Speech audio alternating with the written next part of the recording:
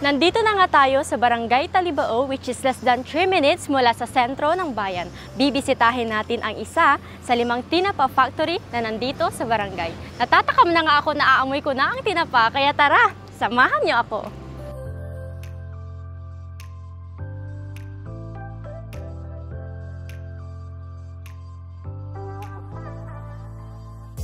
So, nakikilala po ang paggawa ng tinapa dito sa Calasiao by, again, yung exporting po ng mga products sa iba't ibang lugar, which is makikilala po nila na meron din pong paggawaan ng tinapa dito sa mismong bayan ng Calasiao. Ito pong paggawa ng tinapa ay kinoconsider nila as income generating para sa kanilang mga pamilya. According po sa mga survey or hearsay ng mga ibang tao, is talagang meron ng gumagawa ng tinapa dito sa mismong Calasiao.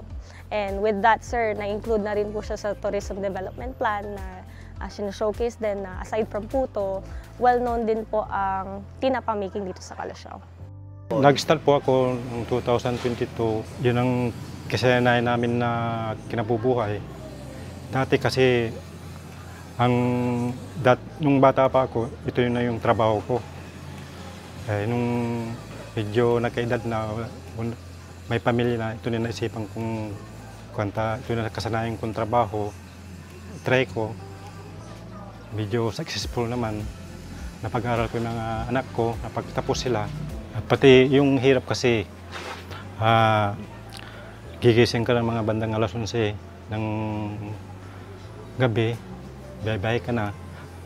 Tapos makakauwi ka dito sa bahay mga bandang alas 2, 2:30, ganun. Mga 3:30, mga 4, umpisa na yung trabaho hanggang ngayon. Ito ang pinakamahirap na business, sir. Kasi pupuwit ka na, may stress ka pa.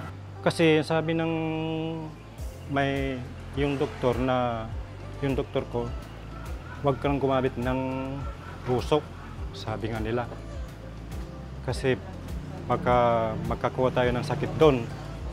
Di sinunod ko naman yung payo niya, kaya baga lang ginagamit ko. Ang habol po namin ay yung talagang fresh na isda.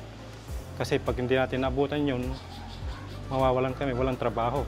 Wala tayong may uwing isda. Unahan lang. Kung minsan mabinta, kung minsan matumal, ganun lang. Mabintan tinapa pag after New Year. Tapos yung mahal na araw, pag tagulan, yung matumal. Kasi walang gaanong lumalabas na tao nun. 3 to 5 minutes na nilalaga ang galunggong bago hanguin at pagkatapos ay ini-sprayhan ng dilaw na food coloring.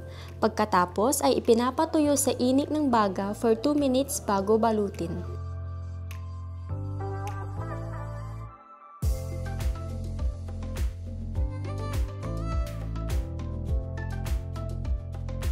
Fun fact, alam nyo ba na may babae at lalaking tinapa? Ang babae ay mas malapad pero ang lalaki ay mas bilog. Ang mas masarap at mas mabinta ay ang lalaking tinapa.